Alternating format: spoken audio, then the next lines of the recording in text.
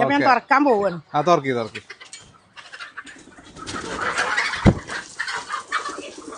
Food നന്നായിട്ട് കഴിക്കണ്ടല്ലേ? ഫുഡും ഞാൻ അവർക്ക് കഴിഞ്ഞിട്ട് അഞ്ഞു കൊടുത്തു കൊടുക്കണം. ഇത് കഴിഞ്ഞാൽ അഞ്ഞും കൊടുത്തു അല്ല, ആ ബക്കറ്റത്തെ ഫുള്ള് കൊടുക്കണം അവർക്ക്. കോഴികൾക്ക് ഏറ്റവും ഇഷ്ടം ഉയർത്ത് കയറി നിൽക്കാനാണ്. കോഴികൾ എന്ന് പറഞ്ഞാൽ ഉയർത്ത് കയറി മരക്കൊമ്പത്തും കാര്യങ്ങളിലൊക്കെ നിൽക്കുക. അപ്പൊ ഭക്ഷണം കഴിച്ചു പോലെ വിശ്രമിക്കുമ്പോ രാത്രിക്കത്തെ വിശ്രമം മേലാവണം. എന്താ സംഗതി? ഇത് കോഴികൾക്കുള്ള ബിരിയാണിയാണ്. ഇതിലിപ്പോ എന്തൊക്കെയാ ചേർക്കല്? ഇതില് കോഴി പാർട്സ് ഉണ്ട്, പച്ചക്കറി, കാബേജ്, വല്യുള്ളി, തക്കാളി, അങ്ങനെ പല പച്ചക്കറി വരുന്ന എല്ലാ വേസ്റ്റും ഉണ്ട്. വേവിക്കും. അരി, ഗോതമ്പ് എല്ലാം കൂടി വേവിച്ചതാണ്. ഇന്ന് ഇതിൽ കുറച്ച് ഗോതമ്പ് കുറവാണ്. ഗോതമ്പ് കുറച്ച് കിട്ടിയ കഴിഞ്ഞു. എന്താണ് കോഴികളെ ആരോഗ്യത്തിന്റെ രഹസ്യം. സ്പെഷ്യൽ കൂട്ടാണ്. 23 അല്ല ഇങ്ങനെ കൊടുക്കും കോഴികൾക്ക്. 23 ഒരു 10 കൊല്ലത്ത് നിന്നിട്ട് ഇങ്ങനെ ബിരിയാണി ഒക്കെ വെച്ച് കൊടുക്കൽ തുടങ്ങിയത്. അതിന്റെ മുന്നേ സാധാ ഫുഡ് കൊടുത്തിരുന്നു വളർത്തിരുന്നു. ഇപ്പൊ തോന കോഴികളുണ്ടായപ്പോ പിന്നെ നമ്മള് മറ്റേ കടയിൽ നിന്ന് ഇങ്ങനെ ഫുഡ് തന്നെ കൊടുത്താൽ നമുക്ക് മുതലാവില്ലല്ലോ. അപ്പൊ നമ്മള് എന്താ ചെയ്യാ, ഇങ്ങനെ ഒന്ന് പരീക്ഷ നോക്കിയാലോ. ഇതില് കഞ്ഞിക്കുറുക്കന്റെ ഇല ഇടും, ചായ മനസ്സിടും, അങ്ങനെ എല്ലാ തുളസിയുടെ ഉള്ളി കൊടുന്നിടും. അങ്ങനെ എല്ലാതും കൊടുന്നിട്ടിട്ട് അത് അടുപ്പത്തിടും. പിന്നെ ഇവിടെ നമ്മളെ പീടിയെ തന്നെ പിന്നെ സവർമെന്റും ബ്രോസ്റ്റിന്റെ ഒക്കെ കട ഉണ്ട്. അവരെല്ലാ വേസ്റ്റും കൊടുന്നു തരും. കൊടുന്ന് വെച്ചിരുന്ന ഓരോരോ തല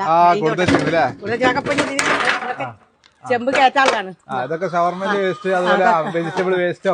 ഒക്കെപ്പാടെ എലിഞ്ഞ് ചെമ്പ് കയറ്റു. അങ്ങനെയാണ് ഇത് ബിരിയാണി ആക്കല്. പുത്തനത്താണി പോകുമ്പോ ഉള്ളി ഇതൊക്കെ ഞാന് പച്ചക്കറി വേസ്റ്റ് കടയിൽ നിന്നും വേങ്ങും. പിന്നെ ഉള്ളിക്ക് ഒരു കിലോന് 20 രൂപയാണെന്നുണ്ടെങ്കിൽ പിന്നെ ഒരു ചാക്ക് എടുക്കുമ്പോ നമുക്ക് 18 രൂപ കിട്ടും. അപ്പൊ ഉള്ളി ഒരു ചാക്ക് എടുക്കും. എന്നിട്ട് അതിങ്ങനെ അരിഞ്ഞാണ്ട് അതും ഇട്ട് കൊടുക്കും. അപ്പൊ അവർക്ക് സൂപ്പറായിട്ട് ഭക്ഷണം കൊടുക്കാലോ നമുക്ക്.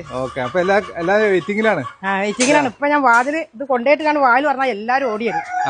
ഇവിടെ കൊടുക്കല് ഭക്ഷണം ഇവിടെ കൊടുക്കുള്ളൂ.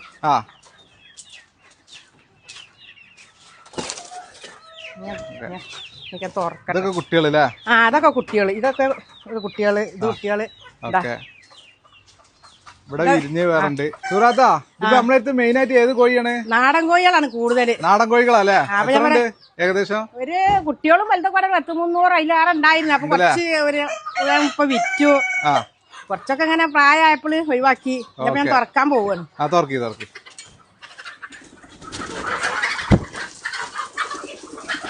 അടിപൊളി. എല്ലാരും വിടും അല്ലേ?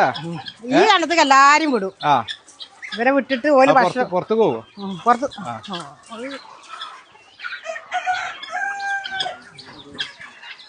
പുറത്ത് പോയാ ആട്ടിക്കാട്ട്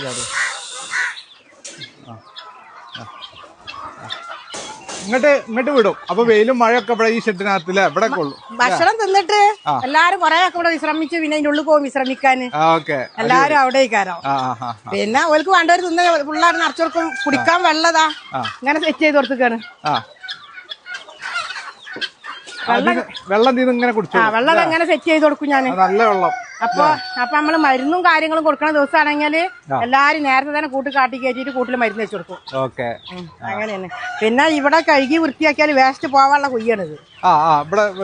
അല്ലെങ്കിൽ നമ്മള് കോഴികളെ മണം ഇതൊക്കെ വരാതിരിക്കാന് ഡെയിലി വൈകുന്നേരം വൈകുന്നേരം കഴുകും. വെള്ളടിച്ച് കഴുകും. അപ്പൊ ആ വെള്ളം അങ്ങോട്ട് പോവുകയും ചെയ്യും. അല്ലെങ്കിൽ നമുക്ക് വാസന വരില്ല എത്രയും കോഴികൾ ഉണ്ടാവുമ്പോ. ഫുഡ് നന്നായിട്ട് കഴിക്കണ്ടല്ലേ? ഫുഡും ഞാൻ അവർക്ക് കഴിഞ്ഞിട്ട് അഞ്ഞു കൊടുത്തു കൊടുക്കണം. ഇത് കഴിഞ്ഞാൽ അഞ്ഞും കൊടുത്തു. അല്ല, ആ ബക്കറ്റത്തെ ഫുള്ള് കൊടുക്കണം അവർക്ക്. ആ ചെമ്പിലുള്ള ഫുള്ള് ഇപ്പൊ കൊടുക്കും. പിന്നെ വൈകിട്ട് എന്താ കൊടുക്കുക? വൈകിട്ട് ഞാൻ ലത്തീഫ്ക്കാരെ തീറ്റ കൊടുക്കും. അത് മാസം 2 ചാക്ക് വാങ്ങും. അത് വൈകുന്നേരം ഡെയിലി അതാ കൊടുക്കല്ലേ? അടിപൊളി. പിന്നെ അതന്നെ മെയിനായിട്ട് മുട്ടയാണോ വിൽപ്പന? മുട്ടയാണ് മെയിനായിട്ട് വിൽപ്പന. നമ്മൾ അഡ്രസ് ഒന്ന് പറഞ്ഞാണ് കറക്റ്റ്.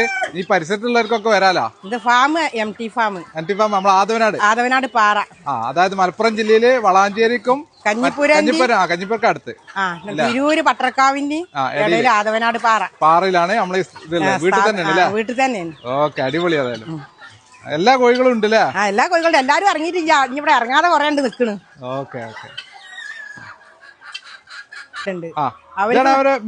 രാത്രി പാർക്കണ ഷെഡ്. രാത്രി പാർക്കണ അവിടെയാണ്. ഇതില് മേലെ കയറിയിരിക്കും.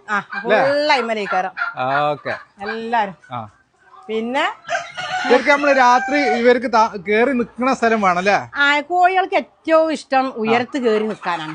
കോഴികൾ എന്ന് പറഞ്ഞാൽ ഉയരത്ത് കേറി മരക്കൊമ്പത്തും കാര്യങ്ങളിലൊക്കെ നിൽക്കുക. അപ്പൊ ഭക്ഷണം കഴിച്ചു പോലെ വിശ്രമിക്കുമ്പോ രാത്രിക്കത്തെ വിശ്രമ വൈമലാണ് മേലാവണം. അതായത് കുറച്ച് നമ്മൾ ഈ കാഷ്ടത്തിൽ തന്നെ ആവരുത്, ഇതിൽ കേൾക്കൂല. അപ്പൊ അസുഖം കൂടും. അസുഖം കൂടും. പിന്നെ ഇത് മണ്ണാണ്, മണ്ണും ചകിരിച്ചോറുമാണ്. ഇതിപ്പോ കൊറേ വാരി കഴിഞ്ഞപ്പോ വാരാൻ കെടുക്കുന്നു. അപ്പൊ അങ്ങനെ പിന്നെ ഇവർക്ക് മുട്ടയിടാനുള്ള സ്ഥലങ്ങളാണിത്. ഇതൊക്കെ ഇതിലൊക്കെ മുട്ടടലൊക്കെ അതിൽ കേറി കൊടുക്കും, കേറി മുട്ടടും. ഇതൊക്കെ നമ്മൾ മുട്ടടാൻ വേണ്ടിട്ട് വെച്ചുകൊടുത്തതാ. നമുക്ക് ഏകദേശം ഒരു ദിവസം ശരാശരി എത്ര മുട്ട കിട്ടും? ശരാശരിക്ക് 75 കിട്ടുന്ന ദിവസം ഉണ്ടായിരുന്നു. ഇപ്പൊ ഇങ്ങനെ കുറച്ച് കോഴികൾ ഡിമ്മായി മുട ഇട്ടിരിക്കുന്ന നിലത്ത്. അപ്പൊ മുട രാവിലെ ഇട്ടാൽ ഇതിന് സൂക്ഷിക്കും, എന്നിട്ട് വരുന്നവർക്ക് ഇതിൽ നിർത്തി കൊടുക്കല്ലേ? നമ്മളിവിടെ ആളുകൾ വരും. ഇപ്പൊ ഒരാഴ്ച 2 ആഴ്ച ഒക്കെ ബുക്കിംഗ് ആണ് പറയാണ്, അല്ലാതെ കൊടുക്കാൻ ഉണ്ടാകണില്ല. ഇപ്പൊ ഇന്ന് വിളിച്ചവരോട് പറയും ഇന്ന ദിവസം വരെ ഓർഡർ ഉണ്ട് എന്ന് പറഞ്ഞാല് അവര് പിന്നെ പിറ്റത്തെ ആ ഓർഡർ കൊടുക്കും. പിന്നെ ആളെത്ര പറഞ്ഞ ആ ഓർഡറിന് 2 ദിവസം ആണെങ്കിൽ 2 ദിവസം ഗ്യാപ്പ് ഇട്ട് വേറെ ആൾക്ക് കൊടുക്കും. എപ്പോഴും 2 ദിവസം ഗ്യാപ്പ് ഇട്ടേ പറയുള്ളൂ. അപ്പൊ എന്താ പറയാ, പറഞ്ഞ ദിവസം കൊടുക്കണമെങ്കിൽ 2 ദിവസത്തെ ഗ്യാപ്പ് നമുക്ക് അതിന്റെ ഇടയിൽ വേണം, അല്ലെങ്കിൽ നമ്മള് ആ പറഞ്ഞ ഡേറ്റിൽ നമുക്ക് കൊടുക്കാൻ പറ്റൂല. അങ്ങനെയാണ് ഞാൻ മുട്ട കൊടുക്കല്.